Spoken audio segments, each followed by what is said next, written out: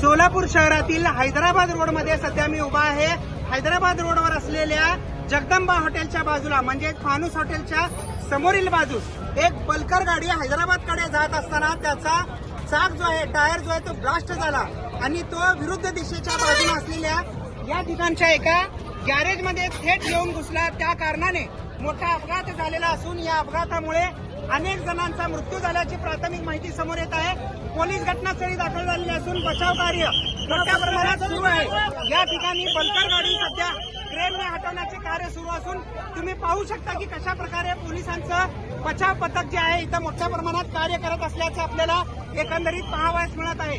पल्कर गाडी थेट विरुद्ध दिशेनं आत घुसल्या कारणाने अनेक जण मृत्यूमुखी पडल्याची माहिती समोर आलेली आहे। या ठिकाणी पोलीस मोठ्या प्रमाणात कार्य करत असल्याचं एकंदरीत पाहावयास मिळत आहे। संध्याकाळी 6:45 वाजण्याची ही घटना बोलली जात आहे आणि या ठिकाणी मोठा अपघात घडल्यानंतर पोलीस घटनास्थळी तात्काळ दाखल झालेले आहेत आणि क्रेन मागून बचाव कार्य मोठ्या प्रमाणात सुरू आहे।